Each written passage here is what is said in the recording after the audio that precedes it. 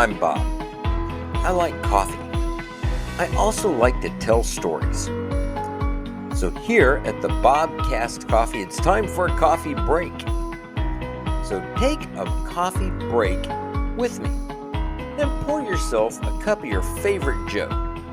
By the time you're done with your coffee, you'll know something about me you really didn't need to know. But you'll have fun learning it. Just remember, my stories are true. For the most part.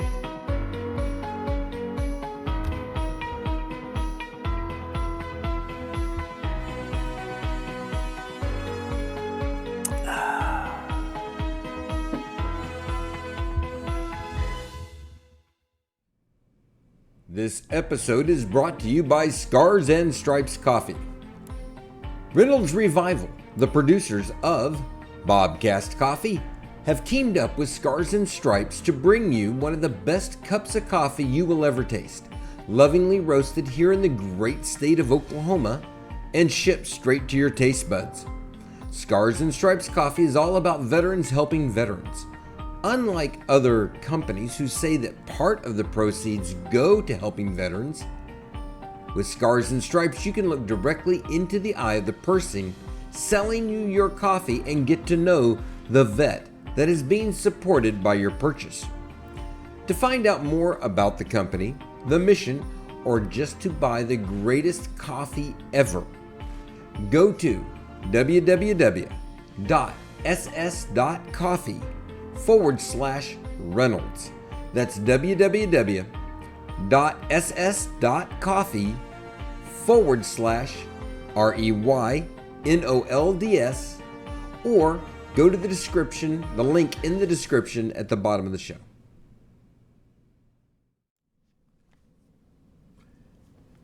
All right, I'm going to try to wrap up basic training right here, but still wearing the fez, still drinking out of my Scars and Stripes coffee cup.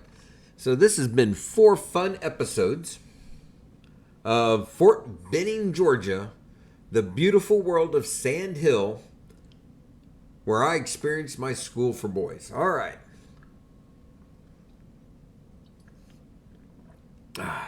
Fabulous coffee. Love my coffee.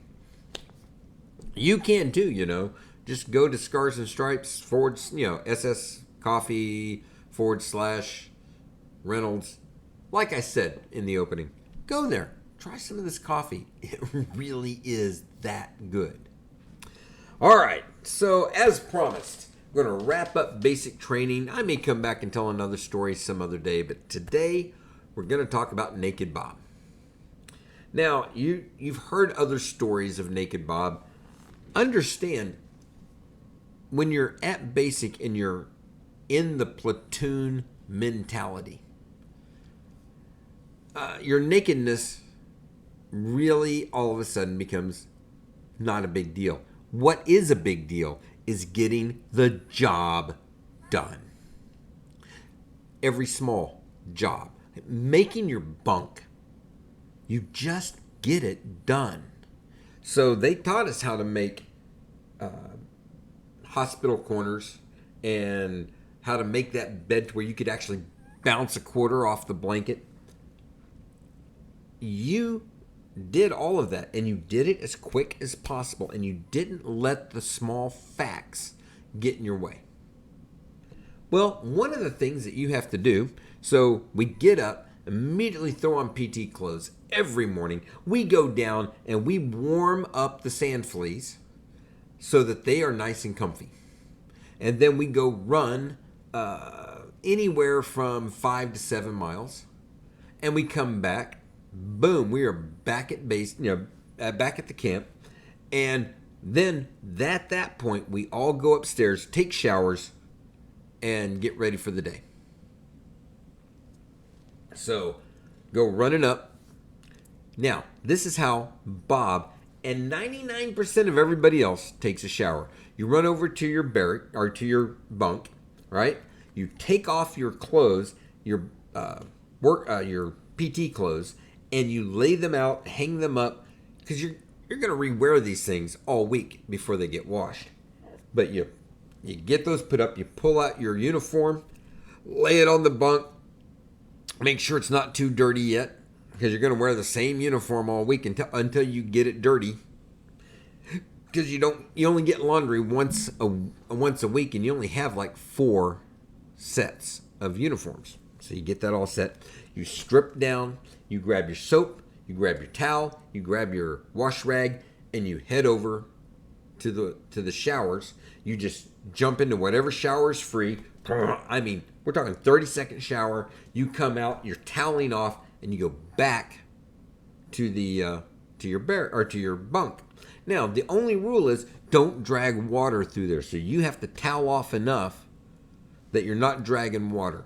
But I throw my towel over my shoulder. I've got my soap. I've got my wash rag in this hand. And I go back to my bunk. I hang that up, hang the towel up, and I get dressed. Just like 99% of everybody else in my barrack. This is probably a logical spot where Bob learned just to be naked and not worry about it. Now, there was one guy that could not gain the concept. So he would come in, climb into his bed, under his covers, get undressed of his workout gear, get his underwear on, right?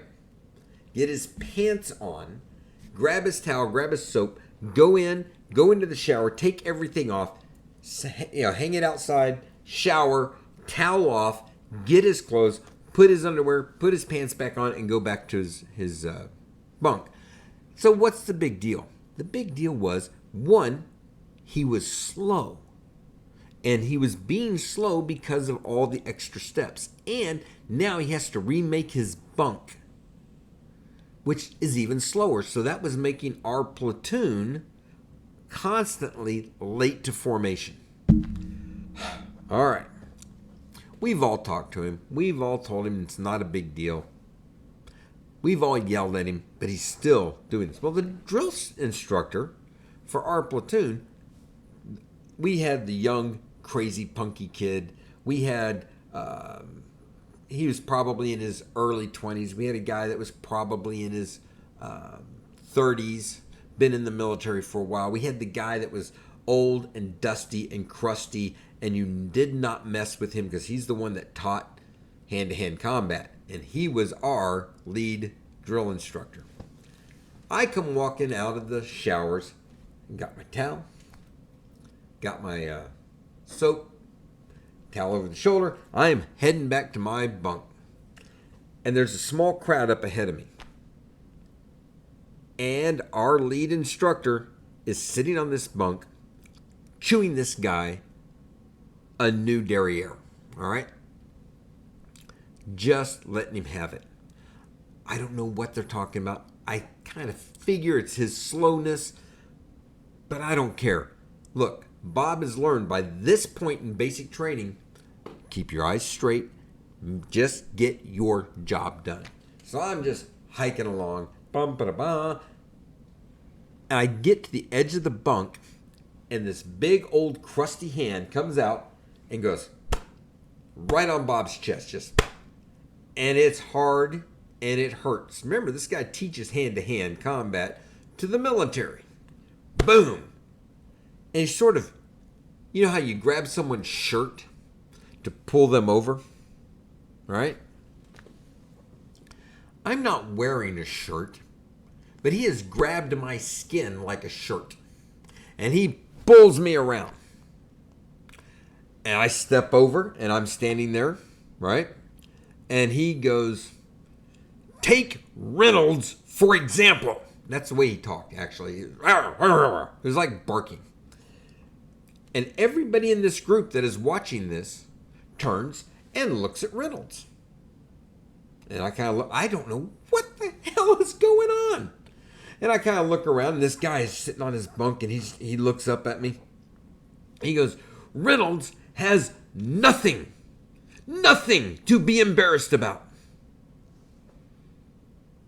And I realize he's pointing not at Reynolds, he's pointing at Reynolds. And I look down at his hand. I look over at the drill sergeant. I look over at this guy. I look back at the drill sergeant. I look at everybody. And he lets go of my chest. Blood flow starts going back into the skin. I'm like, whew, that hurt. I look back at the drill sergeant like, can I go? And he's smiling. I've never seen this man smile. He's actually chuckling to himself. And I look at everybody, and now I'm just standing there, and now it's gotten awkward. All right? This has gone from this guy getting his derriere chewed to everybody standing there, partially dressed, but they have clothes on, to Bob standing there totally naked in front of this group. And I realized what this drill sergeant has just said. He said that Reynolds has nothing to be embarrassed about. I have just been, my manhood has just been insulted by our senior drill instructor of the platoon. And there's not a damn thing I can do about it. So I said, "Excuse me, drill sergeant," and he nodded his head, and I turned around and I walked off to a room full of laughter.